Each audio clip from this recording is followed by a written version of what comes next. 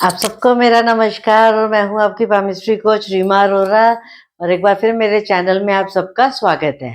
आज हम बात करेंगे बच्चों की एजुकेशन के ऊपर। जो हमारे टाइम पे एजुकेशन हुआ करती थी या पास्ट में एजुकेशन हुआ करती थी उसमें और आज के टाइम में बहुत फ़र्क आ गया है। तो हमें आज के हिसाब से जब बच्चों की क्वेरीज आती हैं, पेरेंट्स लेकर आते हैं हमारे सामने, तो हमें उसके हिसाब से भी अपने आंसर्स को मोल्ड करके उनके साथ डिस्कस करना है और समझना है। क्योंकि आज का वर्ल्ड है डिजिटल वर्ल्ड, टोटली डिफरेंट। अब वो पहले वाला सिस्टम रह ही नहीं गया कि बुक्स खोलो, किताबें पढ़ते रहो और किताबी कीड़ा बन जाओ। नहीं, आज सब कुछ प्रैक्टिकल हो गया है और वो भी सारे गैजेट्स के ऊपर। तो इस टेक्नोलॉजी के वर्ल्ड में, इस डिजिटल वर्ल्ड के टाइम पे पेरेंटिंग भी उसी तरीके की हो गई है। पेरेंट्स हमारे साथ डिजिटल टॉकिंग करते हैं। वो क्या करते हैं कि हमारे से एक-एक क्वेश्चन पूछते हैं कि हमारा बच्चा उस पे मोबाइल पे या कंप्यूटर पे इतना काम कर रहा है, उसका क्या इम्पैक्ट होगा, उसके मेंटल हेल्थ पे क्या इफ़ेक्ट आएगा, उसके न्यूट्रिशन और हेल्थ पे क्या इफ़ेक्ट आएगा। कई बार क्या होता है, बच्चे इसके मीडियम से एक दूसरे को बुली करने लग जाते हैं, कुछ बच्चे मिसयूज़ करने लग जाते हैं। लोग अपनी सोसाइटी में अपने आप को कंज़र्वेटिव कर लेते हैं क्योंकि वो सारा दिन कंप्यूटर पे बैठे रहते हैं। तो पेरेंट्स के पास बहुत सारे कॉन्फ्लिक्टिंग क्वेश्चंस होते हैं। फिर एआई का टाइम आ गया है, अब एआई में बहुत चीज़ों की रिक्वायरमेंट है, तो बच्चों को पेरेंट्स को समझ ही नहीं आता कि बच्चों से वो कैसे डील करें। तो मैं आपको मतलब बहुत मुझे हैरानी होती है कि अब हम ऐसे बच्चों को कैसे गाइड करें? हम उनको मना भी नहीं कर सकते। The biggest thing is that you can not से नो टू गैजेट्स। आप अगर किसी बच्चे से सारे गैजेट्स छीन लो, तो वो इस दुनिया में पागल कहलाएगा। क्योंकि पूरा वर्ल्ड ही आज के टाइम पे एआई पे डिपेंड होता जा रहा है, गैजेट्स पे डिपेंड होता जा रहा है, डिजिटल वर्किंग पे डिपेंडेंट होता जा रहा है। तो हम अपने आप को सब चीज़ों को उसी के अकॉर्डिंग हमें डिसाइड करके रखना है। तो अब ये हम कैसे कर सकते हैं? तो जब भी हमारे सामने एक पेरेंट्स अपने बच्चों की क्वेश्चन को लेकर आता है, तो सबसे पहले तो हमें उस बच्चे का हाथ देखना है। तो जब हम उस बच्चे का हाथ देखेंगे, तो हमें सबसे पहले ये समझना है कि ये बच्चा गैजेट्स के लिए बना भी है या नहीं। हो सकता है गैजेट्स पे ज़्यादा देर काम करने से उसके मेंटल हेल्थ पे इफ़ेक्ट पड़े, तो उसको हम कोई ऐसा अल्टरनेटिव एग्ज़ाम्पल दे सकते हैं जिसमें उसका क्रिएटिव टच ज़्यादा हो और टेक्निकल टच कम हो। तो जितना क्रिएटिव टच में वो जाता जाएगा, वो टेक्निकल तो साथ में जॉइन करेगा लेकिन उसके मेंटल हेल्थ पे इतना इम्पैक्ट नहीं पड़ेगा। तो इसको कहते हैं डिजिटल पेरेंटिंग, कि आपको उसको गाइड करना है। तो आपने सबसे पहले बच्चे के मेंटल हेल्थ को देखने के लिए उसकी मर्करी की फिंगर को चेक करना है। ये जो मर्करी की फिंगर है उसकी, ये जितनी वेल डेवलप्ड होगी, ये जितनी लंबी होगी, जितनी ये सीधी बनी होगी, जितना ये अपनी स्पेस पे अब नॉर्मल चल रही होगी, उतनी ही ये स्ट्रॉन्ग होगी। तो जब ये आपकी मर्करी फिंगर स्ट्रॉन्ग होगी, उसकी शेप अच्छी होगी, तो इसका मतलब उस बच्चे के अंदर डिजिटल इंटेलिजेंस है। उसके अंदर वो एप्टीट्यूड है कि वो अपने इंटरेस्ट को डेवलप कर सकता है और आगे बढ़ के उसको यूज़ कर सकता है। उसके मेंटल हेल्थ पर इफ़ेक्ट नहीं पड़ेगा।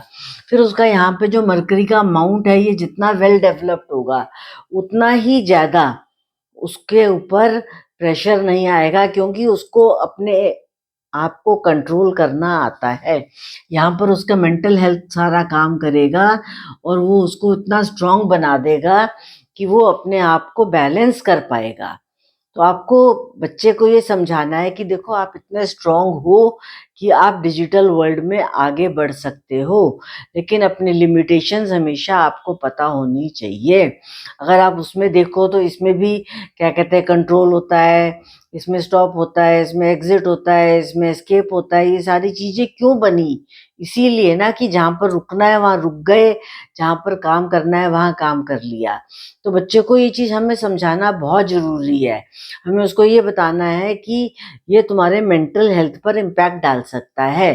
तुम्हें नींद नहीं आएगी रात को ठीक से, तो तुम सारी रात जागोगे और अपने मोबाइल पे देखते रहोगे तो कहीं न कहीं आइज़ वीक हो जाएँगी, मोटे-मोटे चश्मे लग जाएँगे, तो आपका फेस अच्छा नहीं लगेगा, आपके यहाँ पे नर्वस सिस्टम पर लोड पड़ेगा, आपको प्रॉब्लम्स आएँगी।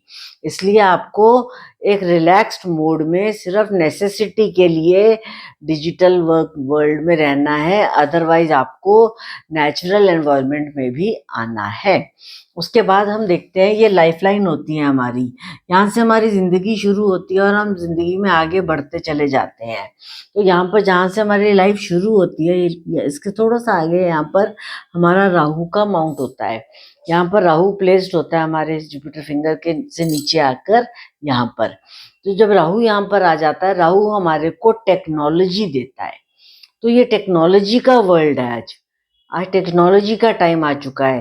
तो यहाँ पर जब हमारी टेक्नोलॉजी आ जाती है, तो ये जितना नीट एंड क्लीन होता है, उतना ही वो बच्चा अपने आप को बैलेंस करके टेक्नोलॉजी का यूज करता है। अगर एक एडल्ट है तो अलग बात हो जाती है, हम यहाँ से भी चेक करते हैं, लेकिन अगर वो एक बच्चा है तो हम उसके लिए यहीं से चेक करेंगे कि उसका राहु कैसा है।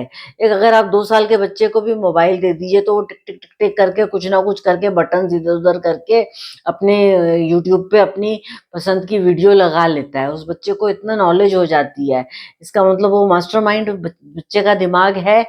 आज की डेट में उसकी मरकरी फिंगर बहुत जबरदस्त है, उसका अनकॉन्शियस माइंड ज्यादा एक्टिव है। आज की डेट में सारे बच्चों के अनकॉन्शियस माइंड इतने एक्टिव हो चुके हैं कि वो उस पर काम कर कर करके टेक्नोलॉजी में इतने आगे बढ़ते जा रहे हैं कि उनको फिजिकल वर्क नहीं करना है, उनको सिर्फ एक जगह बैठ के मेंटल वर्क से काम करना है। वो एक्शन में यही लेना चाहते हैं, सिर्फ वो अपनी मेंटल एबिलिटी से सारा काम करना चाहते हैं।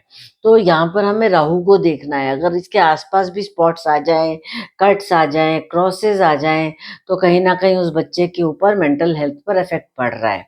फिर हो सकता है वो खाना भी ना खा रहा हो, उसका कोई भी माउंट अगर प्रेस्ड होगा तो आपको पता लग जाएगा कि उस माउंट से रिलेटेड वो खाने को इग्नोर कर रहा है, इसीलिए यहाँ पर प्रेस्ड हो गया है।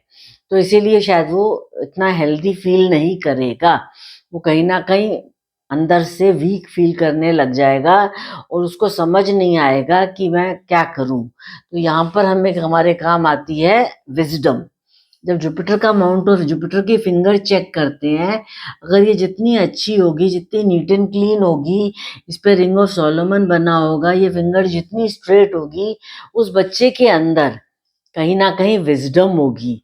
जब विजडम होगी तो वो क्या करेगा, बहुत सिस्टमैटिकली अपने सारे काम को करेगा। वो सिर्फ उतनी ही देर तक अपनी टेक्नोलॉजी का यूज करेगा और बाकी टाइम पर वो रिलैक्स्ड होकर और काम करने में अपने आप को बिजी कर लेगा। और ऐसा नहीं है कि सिर्फ कट ऑफ होके सारी दुनिया से अपने इसी पे ही लगा रहे। तो उसको यहाँ तक इतनी विजडम आ जाएगी। अब बच्चे जब सारा दिन एक जगह बैठकर टेक्नोलॉजी में काम करते हैं तो वो क्या हो जाते हैं, डल माइंडेड हो जाते हैं। अब उनकी डलनेस को भी दूर करना है तो हमें यहाँ से उनके मार्स के अमाउंट को चेक करना है। ये मार्स का अमाउंट यहाँ पर इनको थॉट देता है और यहाँ पर इनको एक्शन देता है। तो हमने इनको मार्स के अमाउंट को चेक करते हुए देखना है कि क्या ये फिजिकल वर्क करने के लिए अपना दिमाग चला रहे हैं या नहीं, क्या ये कोई फिजिकल एक्टिविटी करते हैं या नहीं। ऐसे केसेस में बच्चों को स्पोर्ट्स में बिजी करना जरूरी है। अगर ये डेवलप नहीं होगा तो उनको जबरदस्ती भेजना पड़ेगा आपको। ये जिमिंग करें, स्पोर्ट्स में जाएं, कोई भी बैडमिंटन खेलें, किसी भी टाइप की एक्टिविटी करें जिसमें रनिंग करें, जिसमें इनकी हाथों की बॉडी की मेहनत लगे। जब इनकी फिजिकल बॉडी की मूवमेंट होगी तो इनका इमोशनल इंटेलिजेंस भी उतना ही स्ट्रांग होता चला जाएगा, अदरवाइज वो वीक रह जाएगा। तो उनको वो भी हमें स्ट्रांग करना है, हमें इस चीज को हटाना है।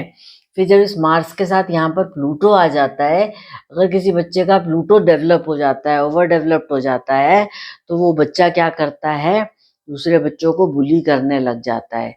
जब वो दूसरे बच्चों को बुली करने लग जाता है तो वो हर चीज का मिसयूज करने लग जाता है।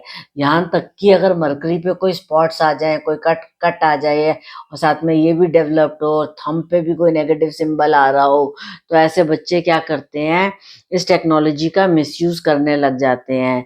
कितने डिजिटल स्कैम्स हो जाते हैं। तो यहाँ पर हमें बच्चों को कंट्रोल करने की जरूरत है।